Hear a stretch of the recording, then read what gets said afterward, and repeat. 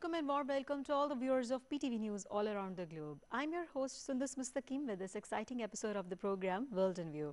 Viewers, दुनिया के मुख्तलिफ ममालिक से कुछ अहम रिपोर्ट्स इकट्ठी करके मरतब किया जाता है ये प्रोग्राम आपके लिए। इन रिपोर्ट्स में कभी तो रोशनी डाली जाती है कुछ बैनुल-अक़वामी ताल्लुकात पर, कभी बताया जाता है आपको हैरानकुन दरियाफ्त और कुछ नई इजादात के बारे में, कभी लेकर चलते हैं आपको जदीद टेक्नोलॉजी की दुनिया में, तो कभी वहाँ जहाँ सजा हो रंगो रोशनी का मेला। तो आज के प्रोग्राम में इनमें से क्या कुछ देखने का मिलेगा आपको, जानने के लिए बढ़ते हैं प्रोग्राम की समरी की जानिब। पाकिस्तान यूक्रेन दिफाई ताउन बढ़ाने पर इत्तफाक। पाकिस्तान चीन 70 साला दोस्ती को मजबूत तर बनाने के लिए पुरअज़्म। इसराइली बर्बरियत के बाद फरीकैन में जंगबंदी पर मुआहिदा।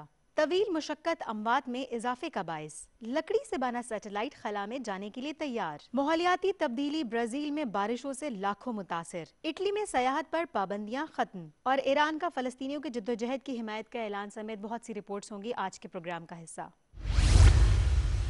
सबसे पहले बात करेंगे गजा पर जारी इसराइली बर्बरियत के बारे में। गजा पर इसराइल की जानिब से मुसलसल 11 रोज तक वहशियाना हमलों के बाद आलमी दबाव के सबब इसराइली काबीना ने हमास के साथ जंगबंदी का ऐलान कर दिया है, जबकि अक़वाम मुत्तहिदा की जनरल असम्बली में पाकिस्तान ने कहा है कि इसराइल को लगाम देनी चाहिए और गजा पर आलमी फौज तैनात की जाए। इस हवाले से मज़ीद तफसील जानते हैं इस रिपोर्ट में। गजा पर 11 रोज तक वहशियाना बमबारी के नतीजे में पड़ने वाले आलमी दबाव के बाद सिहोनी रियासत की काबीना ने हमास के साथ जंगबंदी की मंजूरी दे दी है। हमास ने भी जंगबंदी पर रजामंदी जाहिर कर दी है। पाकिस्तान ने गजा में बैनुल-अक़वामी प्रोटेक्शन फोर्स तैनात करने का मुतालबा किया है। फलस्तीन में इसराइली बर्बरियत और जहरियत के मामले पर जनरल असम्बली के हंगामी इजलास से खिताब करते हुए वजीर खारजा शाह महमूद कुरैशी ने कहा कि इसराइल को लगाम देना होगी। गरूर और तकब्बुर से भरे इसराइल को जंगी जराइम का मुर्तकिब करार दिया जाए। जनरल असम्बली में मुस्लिम ममालिक ने इसराइली जहरियत के खिलाफ शदीद एहतजाज किया, जबकि सेक्रेटरी जनरल अक़वाम मुत्तहिदा ने कहा कि तशद्दुद पर आंखें बंद नहीं कर सकते। तुर्की के वजीर खारजा जारोश ओगलू ने कहा इसराइल फलस्तीनियों की नस्ल कुशी का मुजरिम है, उसे इसकी कीमत चुकाना होगी। उर्दन के वजीर खारजा ने खबरदार किया कि अल-कुद्स हमारे लिए सुर्ख लकीर है। फलस्तीनी वजीर खारजा डॉक्टर रियाजुल मालकी ने पुरजोश खिताब करते हुए कहा कि इसराइल को दिफा का हक देने वाले जुल्म के हिमायती हैं। अब बहुत हो गया, इसराइल का गासिबाना तसल्लुत खत्म कराना होगा। फलस्तीनी वजीर खारजा की तकरीर शुरू होते ही इसराइली एलची इजलास छोड़कर चले गए। जनरल असम्बली के इजलास से खिताब करते हुए वजीर खारजा शाह महमूद कुरैशी ने कहा इसराइल हर फलस्तीनी की मौत का जिम्मेदार है। अब वक्त आ गया है कि उसे कहा जाए अब बस कर दो। इसराइल को जंगी जराइम का मुर्तकिब करार देते हुए उसे इंसाफ के कटहरे में खड़ा करना बहुत ज़रूरी है। उन्होंने कहा फ़लस्तीन के मकबूजा इलाकों को आज़ाद करवाया जाए और गजा में इमदादी सामान की तरसील को यकीनी बनाया जाए। वजीर खारजा का कहना था आज अक़वाम आलम एक नुक्ते पर खड़ी है। इसराइल ने मासूम और निहत्ते फ़लस्तीनियों पर मुजालिम की इंतहा कर दी है। इसराइली जुल्म की वजह से सैकड़ों फ़लस्तीनी शहीद, हज़ारों जख्मी और 50,000 से ज़्यादा फ़लस्तीनी लोग बेघर हो चुके हैं। उन्होंने कहा पाकिस्तान गजा के बहरान पर आलमी कॉन्फ्रेंस बुलाने के सदर महमूद अब्बास के मुतालबे की हिमायत करता है। अक़वाम मुत्तहिदा की जिम्मेदारी है कि वो इसराइली जहरियत का फौरी खात्मा करने के लिए तरजीहाती बुनियादों पर इक़दामात करे। अक़वाम मुत्तहिदा के सेक्रेटरी जनरल एंटोनियो गुतरेस ने अपने खिताब में कहा इसराइल और फ़लस्तीन के तनाज़े को नज़रअंदाज नहीं किया जा सकता। अक़वाम मुत्तहिदा इसराइल और फ़लस्तीन के दरमियान फौरी जंगबंदी का मुतालबा करती है। इसराइल फ़लस्तीन पर लगातार बमबारी करते हुए शहरी इलाकों को निशाना बना रहा है, जिस पर अक़वाम मुत्तहिदा को सख्त तशवीश है। गजा के बच्चे इसराइल की जानिब से मुसल्लत की गई जंग की भारी कीमत अदा कर रहे हैं। उन्होंने कहा फ़लस्तीन में बमबारी से मुतअद्दिद अस्पतालों और मीडिया हाउसेस को निशाना बनाया गया है। गजा में सहाफ़ियों की हिलाकत की शदीद मज़म्मत करते हैं। वजीर खारजा शाह महमूद कुरैशी ने जनरल असम्बली के हंगामी इजलास में शिरकत करने वाले वज़राए खारजा के एजाज़ में इशाया दिया।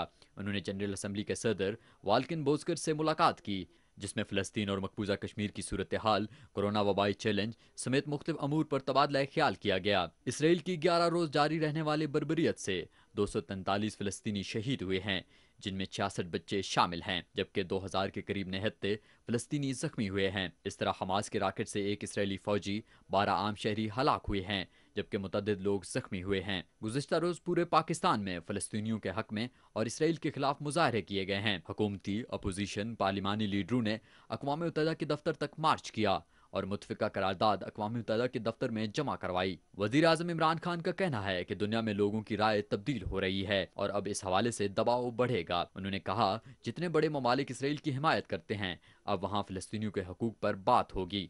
वज़ीर आज़म ने कहा एक दिन आएगा जब फ़लस्तीनी अपनी ज़मीन के मालिक होंगे। इसराइल में रहने वाले फ़लस्तीनी बराबर के शहरी होंगे। हमारी दुआ है कि ये दिन बहुत जल्द आए। ایران نے فلسطینیوں کی جدوجہد کی حمایت کا اعلان کر دیا ہے۔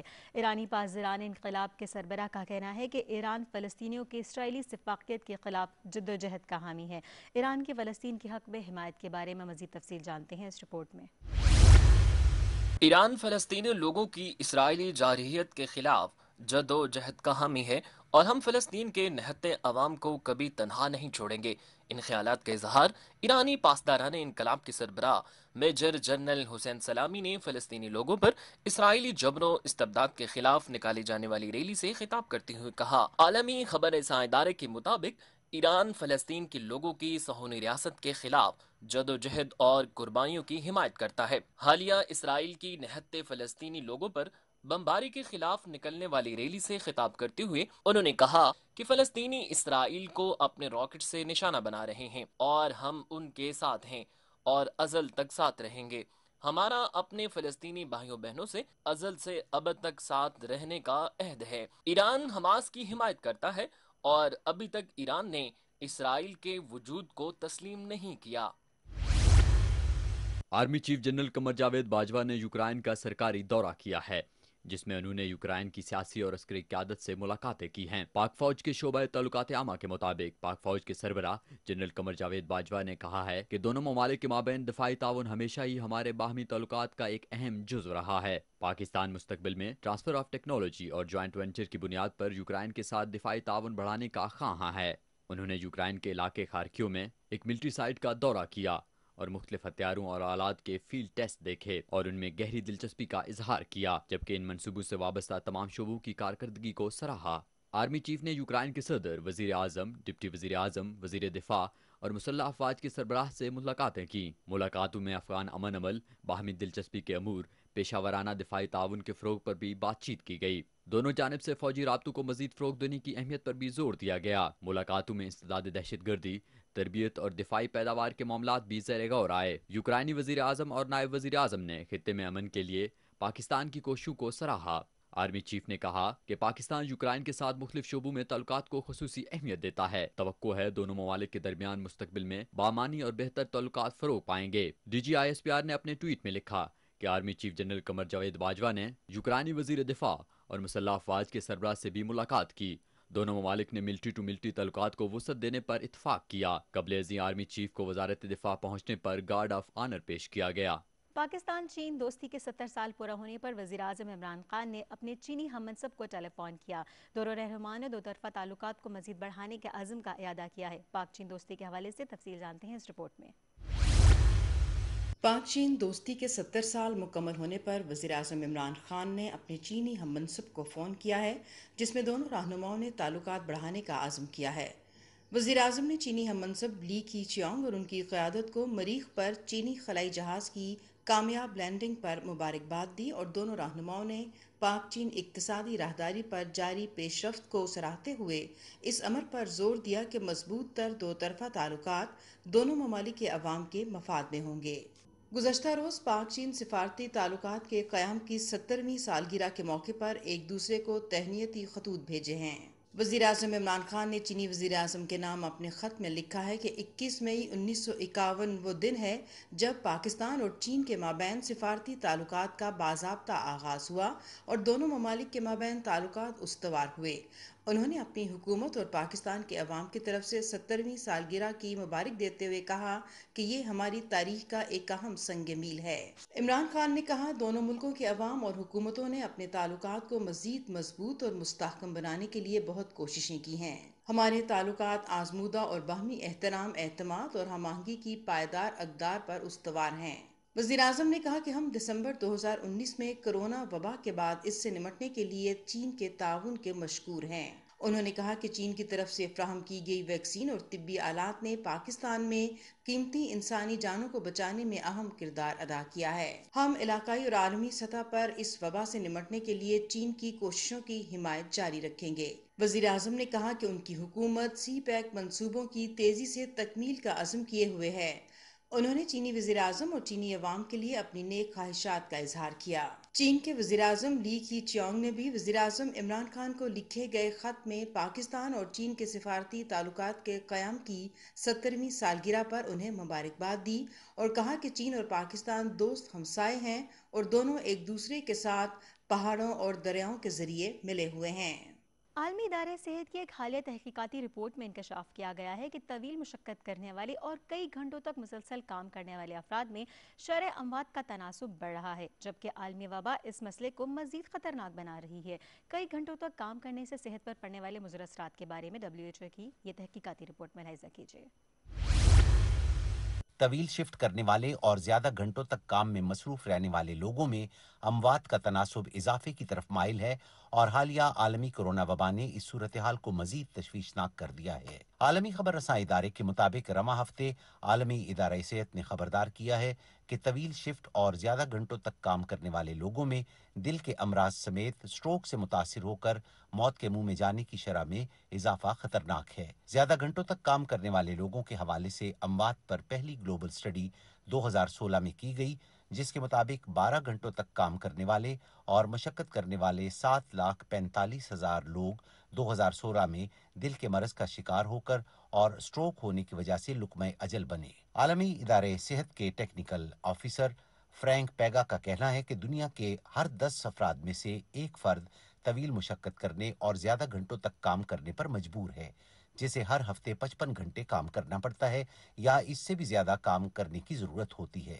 2016 میں ایسی مشقت اور زیادہ گھنٹوں تک کام کرنے کی اذیت کا شکار لوگوں کی تعداد پوری دنیا میں 480 ملین تھی، جن میں 7.5 لاکھ کے قریب موت کے بھینٹ چڑھ گئے۔ انہوں نے کہا 2016 سے 2020 تک اس رجحان میں اضافے کا اندازہ اس بات سے بخوبی لگایا جا سکتا ہے کہ دل کے مرض سے اموات کی شرح میں 42% اور سٹروک سے 19% اضافہ ہوا ہے۔ اموات کی شرح میں یہ اضافہ گزشتہ 16 سالوں کے دوران ریکارڈ کیا گیا ہے۔ پروفیسر جیان لی کا کہنا ہے کہ ہماری تحقیق میں ثابت ہوا ہے کہ 10 سال تک 55 گھنٹے یا اس سے زیادہ کام کرنے والے لوگوں میں دل کے امراض سے متاثر ہونے کے امکانات 17% بڑھ جاتے ہیں۔ انہوں نے کہا اسی طرح ہر ہفتے 55 گھنٹے سے زیادہ کام کرنے والے لوگوں میں سٹروک سے متاثر ہونے کے امکانات میں 35% اضافہ ہو جاتا ہے۔ یہ اعداد و شمار 22 مختلف گروپوں میں شامل دنیا بھر سے 3,40,000 لوگوں کے ڈیٹا سے حاصل کیے گئے ہیں۔ فرینک کا کہنا ہے کہ موجودہ عالمی وبا سے بہت سے ممالک میں لاک ڈاؤن اور بندشوں کے سبب کام کے گھنٹوں میں اضافہ کیا گیا ہے، اور امریکی ادارے کی ہونے والی اسٹڈی میں کہا گیا ہے کہ کام کرنے کے اوقات میں 10% اضافہ کیا گیا ہے۔ اس اسٹڈی کے مطابق دنیا کے 15 ممالک میں کام کرنے کے اوقات کار میں اضافہ کیا گیا ہے تاکہ لوگ معاشی بحران سے محفوظ رہ سکیں، کیونکہ کورونا وبا نے عالمی طور پر لوگوں کے روزگار کو بری طرح متاثر کیا ہے۔ اب یہ کام ٹیلی ورکنگ اور ڈیجیٹل انداز میں ہو رہا ہے۔ انہوں نے کہا جب معاشی بحران کے خطرات سے لوگ دوچار ہوں، انہیں ضروریات پوری کرنے کے لیے زیادہ گھنٹے کام کرنا پڑتا ہے۔ فرینک پیگا کا کہنا ہے کہ معاشی بحران سے ہر شخص ڈپریشن، اکتاہٹ، تھکاوٹ اور دباؤ کا شکار ہوتا ہے۔ زیادہ دیر اور طویل گھنٹوں تک کام میں مصروف رہنے سے کام کی تکمیل بھی متاثر ہوتی ہے اور لوگ بھی اپنی صحت سے ہاتھ دھو بیٹھتے ہیں۔ اس لیے ضروری ہے کہ اوقات کو نہ بڑھایا جائے بلکہ موجودہ اوقات کار کو مکمل انداز میں بخوبی استعمال کر کے کام کی تکمیل کا بندوبست کیا جائے۔ عالمی ادارہ صحت کے دیے گئے اعداد و شمار کے مطابق متاثر ہونے والے لوگوں کی 72% تعداد مردوں پر مشتمل ہوتی ہے، جن کو کام کی طوالت اور مشقت کے سبب موت کی گھاٹی اترنا پڑتا ہے۔ ان کی اکثریت اپنی عمر کے درمیانی حصے میں ہوتی ہے۔ ان لوگوں کی اکثریت جنوب مشرقی ایشیا، مغربی بحر الکاہل کے خطے سمیت چین، جاپان اور آسٹریلیا میں رہائش پذیر ہے۔ عالمی ادارہ صحت نے سفارش کی ہے کہ کام کے اوقات کار بڑھانے کی بجائے موجودہ اوقات کو مکمل استعمال میں لایا جائے، ملازمین کی صحت کا خیال رکھا جائے اور انہیں تحفظ فراہم کیا جائے۔ ویورز، سیٹلائٹ کے خلا میں جانے سے متعلق تو آپ نے بہت سی خبریں دیکھی اور سنی ہوں گی، مگر کیا آپ نے کبھی لکڑی سے بنے سیٹلائٹ کے بارے میں سنا ہے؟ جی ہاں، فن لینڈ کے ایک کمپنی نے لکڑی سے بنا مصنوعی سیارہ تیار کر لیا ہے۔ نہ صرف تیار کر لیا ہے بلکہ اسے اس سال خلا میں بھی بھیجا جائے گا۔ لکڑی سے بنے اس مصنوعی سیارے کے بارے میں مزید تفصیل جانتے ہیں اس رپورٹ میں۔ کم خرچ بالانشین کے مصداق فن لینڈ کی کمپنی نے لکڑی سے مصنوعی سیارہ یعنی سیٹلائٹ تیار کیا ہے، جسے اس سال خلا میں بھیجنے کی تیاری اور منصوبہ بندی کی جا رہی ہے۔ عالمی خبر رساں ادارے کے مطابق فن لینڈ کی کمپنی نے دنیا میں پہلا سیٹلائٹ لکڑی سے تیار کیا ہے جس کا مقصد کم خرچ، ماحول موافق اور لکڑی کی خلا میں پائیدار ہونے کی صلاحیت کا تجزیہ کرنا ہے۔ اس طرح کے دنیا کے پہلے سیٹلائٹ کو اس سال کے آخر تک نیوزی لینڈ سے خلا کی طرف روانہ کیے جانے کی تیاری جاری ہے۔ اس منصوبے کے مینیجر جیری میکنن کا کہنا ہے کہ لکڑی سے بنے اس مصنوعی سیارے کو نیوزی لینڈ سے راکٹ لیب الیکٹران لانچر سے خلا کو بھیجا جائے گا۔ انہوں نے کہا یہ ایک یونٹ کی شکل میں ہے جو خلا میں پہنچنے کے بعد اپنے اینٹینا کو خودکار انداز سے کھولنے کی صلاحیت رکھتا ہے اور اس کے ساتھ سیلفی کیمرے نصب کیے گئے ہیں جو اس لکڑی سے بنے مصنوعی سیارے کی لمحہ بلمحہ تصویریں زمین پر بھیجتے رہیں گے، جس سے اس بات کا اندازہ لگایا جائے گا اور مطالعہ کیا جائے گا کہ لکڑی خلا میں کس حد تک موسموں کی شدت، گرمی سردی اور ماحول میں پائیدار ہو سکتی ہے۔ جیری کا کہنا تھا ان کیمروں کی مدد سے ہمیں اس کی سطح پر آنے والی دراڑیں اور اس میں ہونے والے شکست و ریخت کے عمل کو بخوبی دیکھنے کا موقع ملے گا اور ہم دیکھنا چاہتے ہیں کہ اس سے کیا ہوتا ہے۔ پلائی ووڈ کمپنی کے ڈائریکٹر اور پروڈکٹ مینیجر سیمی اوکسولینن کا کہنا ہے کہ میرے خیال میں ہماری لکڑی موسموں کی شدت برداشت کرنے کی صلاحیت رکھتی ہے کیونکہ یہ سال ہر سال سے ایل این جی کیریئرز میں استعمال ہو رہی ہے۔ انہوں نے کہا مجھے ایسا لگتا ہے کہ یہ لکڑی وہاں کافی دیر تک زیر استعمال رہ سکتی ہے۔ سیمی کا کہنا ہے کہ ہم اس لکڑی کو پتلی تہوں میں جوڑ کر ترتیب دیتے ہیں، اس کی تہ پتلی، وزن کم لیکن مضبوطی اور پائیداری برابر ہوتی ہے۔ انہوں نے کہا مجھے یقین ہے کہ یہ لکڑی خلا میں موسم کی شدت کو برداشت کرنے میں کامیاب ہو جائے گی۔ جیری کا کہنا ہے کہ اس لکڑی کے مصنوعی سیارے سے خلا میں لکڑی کی صورتحال اور اس کی پائیداری کا تجزیہ کیا جائے گا۔ انہوں نے کہا اس سے مطالعہ کیا جائے گا کہ لکڑی جیسے میٹیریل کو خلا میں استعمال کیا جا سکتا ہے یا ایسی کوئی چیز خلا میں نہیں استعمال کی جا سکتی۔ سیٹلائٹ کی صنعت میں بہت ترقی ہو رہی ہے۔ اسپیس ایکس کا کہنا ہے کہ انہیں اسٹار لنک سیٹلائٹ انٹرنیٹ کے 5 لاکھ آرڈر موصول ہو چکے ہیں۔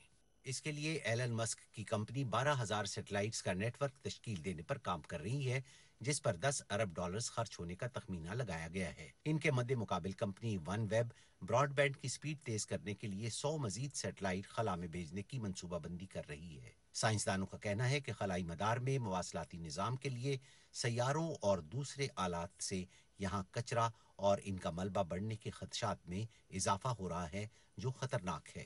ویورز، اس بات سے تو ہم سبھی بخوبی واقف ہیں کہ قدرتی آفات سے نمٹنا کوئی آسان کام نہیں۔ حال ہی میں برازیل میں دریا ریو نیگرو میں مسلسل موسلادھار بارشوں سے طغیانی آنے کے باعث 4 لاکھ سے زیادہ لوگ متاثر ہوئے ہیں۔ ماحول کا مطالعہ کرنے والے ماہرین کا کہنا ہے کہ موسمیاتی تبدیلیوں سے بے وقت بارشیں مزید مسائل کا سبب بن سکتی ہیں۔ اس حوالے سے مزید تفصیل جانتے ہیں اس رپورٹ میں۔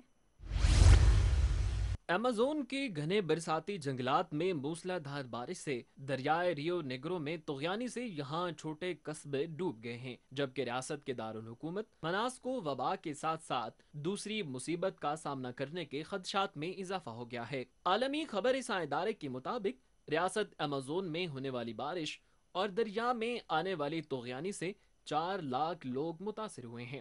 ریاستی سول ڈیفنس کا کہنا ہے کہ پانی کی سطح بڑھنے کے ساتھ یہاں سے لوگوں کی اکثریت کو نکال لیا گیا ہے اور دریائے ریو نیگرو میں پانی کی سطح یومیہ 1 انچ بڑھ رہی ہے، جس سے ریاستی دارالحکومت مناس کے گلی کوچے زیر آب آ چکے ہیں۔ دریا کے ساتھ قریبی شہر اور قصبے پانی کی زد میں ہیں۔ اناما قصبے کی 12,700 نفوس پر مشتمل آبادی اس وقت سیلاب کا سامنا کر رہی ہے۔ نشیبی علاقوں کے مکین اپنے گھر چھوڑنے پر مجبور ہیں اور اب مستقبل میں بھی لوگوں کو اپنے گھروں کے پشتے اور فرش پھر سے تعمیر کرنا ہوں گے۔ سول ڈیفنس کے رابطہ کار ایزی مارکیز کا کہنا ہے کہ شہر 100% ڈوب چکا ہے اور ہمیں توقع ہے کہ یہ سیلاب 2015 کے بڑے سیلاب کا ریکارڈ توڑ دے گا، کیونکہ یہاں پانی میں مسلسل اضافہ ہو رہا ہے۔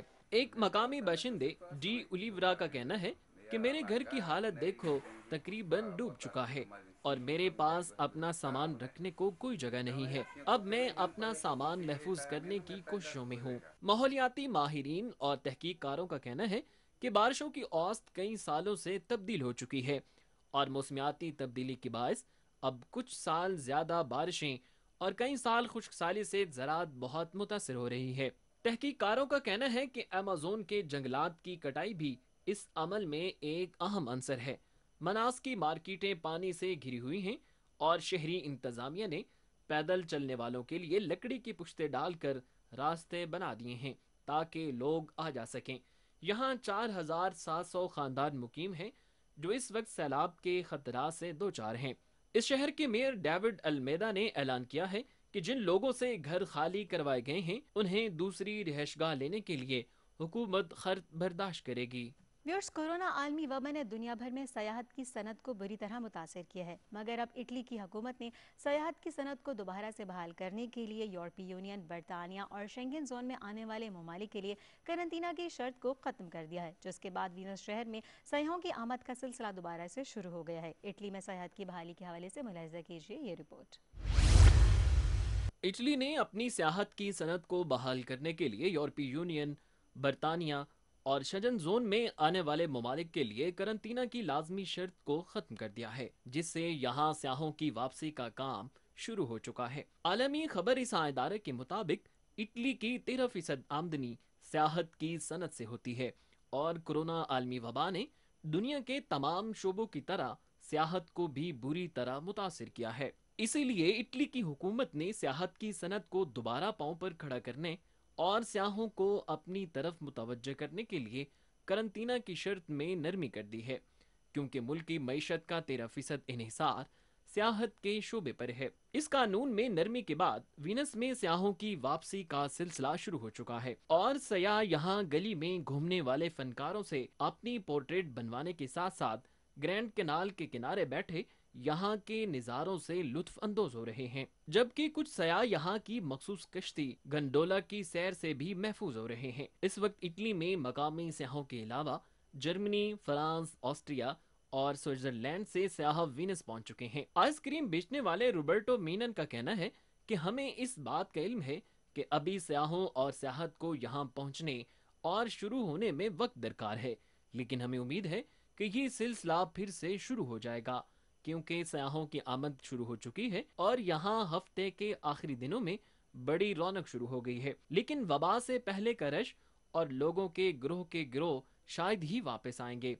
سیاحتی شعبے اور صنعت کو بحال کرنے کے لیے اٹلی کی حکومت نے کئی مہینوں کے لاک ڈاؤن اور بندشوں کے بعد کینیڈا، جاپان اور متحدہ عرب امارات سے پروازوں کو خیر مقدم کرنا شروع کر دیا ہے، اور میلان، روم کی طرح وینس اور نیپلس نے کورونا فری پروازوں کی پیشکش کر دی ہے۔ ان پروازوں کے مسافروں کو ایئرپورٹ پر کورونا ٹیسٹ کروانا ضروری ہوگا۔ اگر ٹیسٹ نیگیٹو آتا ہے تو قرنطینہ کی کوئی ضرورت نہیں ہے۔ یورپی یونین اگلے مہینے سے ایک مشترکہ نظام تشکیل دے کر سیاحوں اور دوسرے لوگوں کے لیے سرحدوں کو آسان اور نرم کرنے کی منصوبہ بندی کر رہی ہے۔ اٹلی میں 1,24,000 لوگ عالمی وبا کی بھیڑ چڑھ چکے ہیں۔ یہاں برطانیہ کے بعد یورپ میں سب سے زیادہ اموات ہوئی ہیں۔ اب یہاں نئے کیسز کی شرح میں کمی آئی ہے، جس کی بڑی وجہ یہاں لوگوں کو ویکسین کی فراہمی اور ویکسینیشن کا عمل ہے۔ اقوام متحدہ کی پناہ گزینوں کے لیے کام کرنے والی ایجنسی کا کہنا ہے کہ روہنگیا مسلمانوں کے بحران سے نمٹنے کے لیے ڈونرز ممالک نے $340 ملین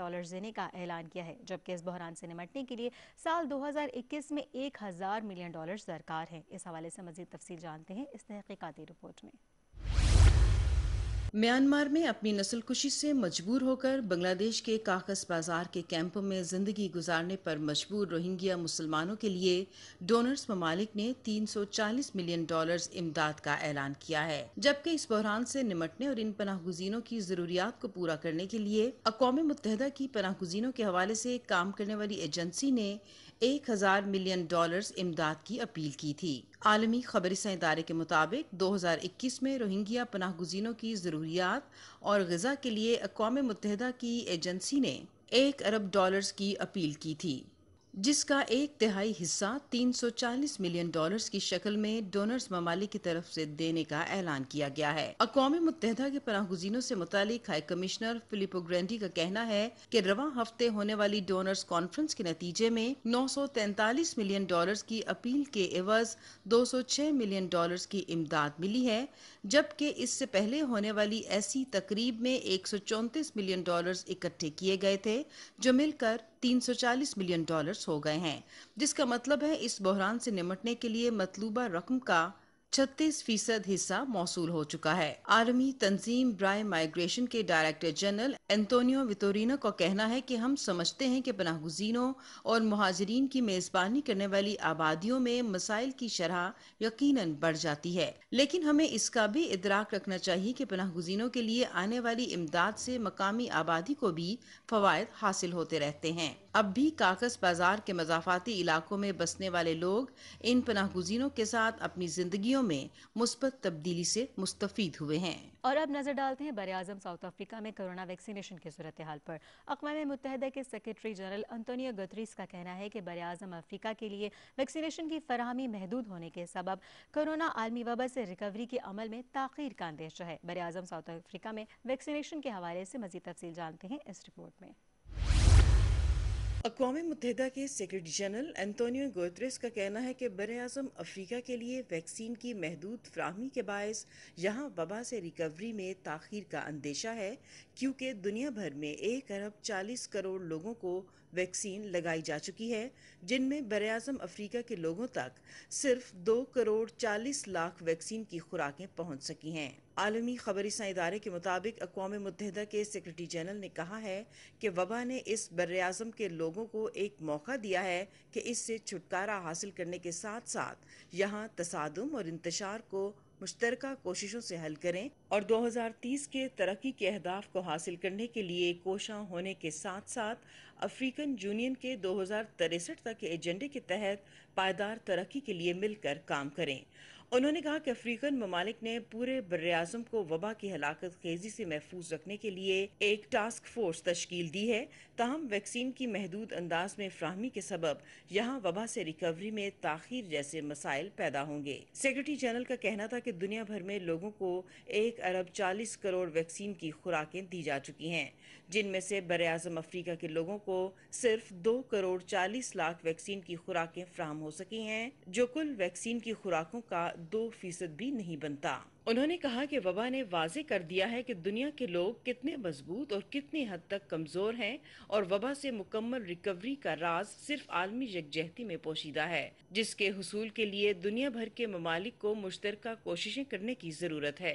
एंटोनियो गुतरेस का कहना था कि हमें कोशिश करनी चाहिए कि वैक्सीन के हवाले से नेशनलिज्म की ऐनक उतार कर इज्तमाई सूरत हाल की संगीनी का इदराक करें और तसादुम नुमा बहरान को कंट्रोल करने के लिए कोशिशें करें। उन्होंने कहा बर्रे-आज़म अफ्रीका भी दुनिया के किसी दूसरे बर्रे-आज़म की सूरत बहुत अहमियत रखता है और यहाँ वबा के हवाले से ज्यादा तवज्जो देने की जरूरत है। अफ्रीकन यूनियन कमीशन के चेयरपर्सन फकी महमद का कहना है कि आज पूरा अफ्रीका वैक्सीन के हवाले से बड़े चैलेंज का सामना कर रहा है और ये बहुत बड़ी गलती होगी कि दुनिया अफ्रीका को भुलाकर और वायरस की वबा की मुसीबत में छोड़कर खुद महफूज हो जाएगी। उन्होंने कहा कि दुनिया इस बात को भूल गई है कि दुनिया अब एक है। अक़वाम मुत्तहिदा तरक्याती प्रोग्राम के एडमिनिस्ट्रेटर एच.एम. स्टेनर का कहना है कि दुनिया भर के दूसरे ममालिक के निस्बत अफ्रीकी ममालिक में इनकी आबादी के तनासुब से कम अखराजात और कम केसेस सामने आए हैं, जिसकी एक वजह यहाँ की हुकूमतों की तरफ से होने वाले बरवक्त इक़दामात हैं। ताहम यहाँ के लोगों की माली हालत और समाजी हालत बड़ी हद तक मखदूश है। उन्होंने कहा कि अक़वाम मुत्तहिदा के तरक्याती प्रोग्राम की ताज़ा तरीन रिसर्च में ये बात सामने आई है कि कोरोना वबा से मुतासिर होकर गुर्बत का शिकार होने वाले हर 10 अफराद में से 6 का ताल्लुक बर्रे-आज़म अफ्रीका के ममालिक से होगा। और अब कोरोना आलमी मंजरनामा। कोरोना वायरस ने आलमी वबा की शक्ल इख्तियार करते हुए पूरी दुनिया को अपनी लपेट में रखा हुआ है। यौमिया 8 लाख से ज़्यादा अफराद इस वबा से मुतासर हो रहे हैं, जबकि यौमिया अमवात की तादाद 18,000 तक पहुँच चुकी है। कोरोना वैक्सीनेशन और मरीजों की तादाद के हवाले से मज़ीद तफसील जानते हैं इस रिपोर्ट में। दुनिया भर में कोरोना वबा के वार जारी हैं और इस वक्त दुनिया में इस वबा से 167 मिलियन के करीब लोग मुतासिर हुए हैं, जिनमें से 145 मिलियन से ज़ायद मुतासिरा अफराद सेहत याब हो चुके हैं, जबकि इस वबा से 34.5 लाख से ज़्यादा मुतासिरा अफराद लुकमाए अजल बन चुके हैं। दुनिया भर में एक्टिव केसेस की तादाद 18 मिलियन से ज़्यादा है, जिनमें से 1 लाख से ज़ायद मुतासिरा मरीजों की हालत ख़तरे में है। इस वक्त तक पूरी दुनिया में कोरोना से मुतासिरा अफराद की 98% तादाद सेहत याब हो चुकी है, जबकि 2% मुतासिरा मरीज वबा का शिकार हो चुके हैं। दुनिया भर में मरीजों की तादाद और अमवात के हवाले से अमरीका सर फहरिस्त है। यहाँ मुतासरा अफराद की तादाद लगभग 34 मिलियन तक पहुँच चुकी है, जिनमें से 27 मिलियन से ज़्यादा मरीज सेहतयाब हो चुके हैं, जबकि 6 लाख से ज़्यादा मुतासरा मरीज मौत का शिकार हो चुके हैं। अमरीका में एक्टिव केसेस की तादाद 59 लाख से ज़्यादा है, जिनमें से 7,500 मरीजों की हालत तशवीशनाक है। यहाँ हर 10 लाख अफराद में से 1,02,000 के करीब वबा से मुतासिर हुए हैं, जिनमें से 1,809 अफराद मौत का शिकार हुए हैं। मरीजों की तादाद के हवाले से भारत दूसरे नंबर पर है, जबकि अमवात के हवाले से दुनिया भर में तीसरे नंबर पर है। इस वक्त भारत में यौमिया नए मरीजों की तादाद लाखों में है और यौमिया अमवात की तादाद 4,000 से तजावुज कर गई है। भारत में कोरोना से मुतासिरा अफराद की तादाद 26 मिलियन से जायद हो चुकी है, जिनमें से 22 मिलियन से ज़्यादा लोग सेहतयाब हो चुके हैं, जबकि अमवात की तादाद 2,90,000 से बढ़ गई है। भारत में एक्टिव केसेस की तादाद 31 लाख से बढ़ गई है, जिनमें से 9,000 मरीजों की हालत तशवीशनाक है। यहाँ हर 10 लाख अफराद में से 18,500 लोग वबा से मुतासिर हुए हैं, जिनमें से 206 की मौत हुई है। मरीजों की तादाद के हवाले से ब्राजील तीसरे और अमवात के हवाले से दुनिया में अमरीका के बाद दूसरे नंबर पर है। यहाँ वबा से मुतासिरा अफराद की तादाद 16 मिलियन के लगभग है, जिनमें से 14 मिलियन से ज्यादा मरीज सेहतयाब हो चुके हैं, जबकि 4.5 लाख के करीब मुतासिरा मरीज लुकमा अजल बन चुके हैं। ब्राजील में एक्टिव केसेस की तादाद 10.5 लाख के करीब है, जिनमें से 8,500 मरीजों की हालत खतरे में है। यहाँ हर 10 लाख में से 74,000 के करीब अफराद वबा से मुतासिर हुए हैं, जिनमें से 2,066 मौत का शिकार हुए हैं। मरीजों की तादाद के हवाले से फ्रांस चौथे नंबर पर है। यहाँ कुल मुतासिरा अफराद की तादाद 6 मिलियन के करीब है, जिनमें से 5 मिलियन से ज़्यादा मरीज सेहतयाब हो चुके हैं, जबकि हलाकतों की तादाद 1,10,000 के लगभग है। यहाँ एक्टिव केसेस की तादाद 6,20,000 से जायद है, जिनमें से 4,000 मरीजों की हालत खतरे में है। फ्रांस में हर 10 लाख में से 90,000 से ज़्यादा मरीज वबा से मुतासिर हुए हैं, जिनमें से 1,654 मौत की भेंट चढ़ गए हैं। मरीजों की तादाद के हवाले से तुर्की 5वें नंबर पर है। यहाँ मुतासिरा मरीजों की कुल तादाद 5 मिलियन से बढ़ गई है, जिनमें से अक्सरियत सेहतयाब हो चुकी है और 45,500 मुतासिरा मरीज जाँ बहक हो चुके हैं। तुर्की में एक्टिव केसेस की तादाद 1,25,000 से ज़्यादा है, जिनमें से 2,000 मरीजों की हालत तशवीशनाक है। यहाँ हर 10 लाख में से 60,000 से ज़्यादा अफराद वबा से मुतासिर हुए हैं, जिनमें से 533 लुकमा अजल बने हैं। So viewers, this was all about today's program. Hope you like it. Programme के बारे में आप अपना फीडबैक हमें ईमेल कर सकते हैं worldview@ptv.com.pk पर। मुझे अपनी मेज़बान सुंदस मुस्तकीम को इजाज़त दीजिए इस दुआ और उम्मीद के साथ कि जहाँ रहें खुश रहें। अल्लाह हाफ़िज़।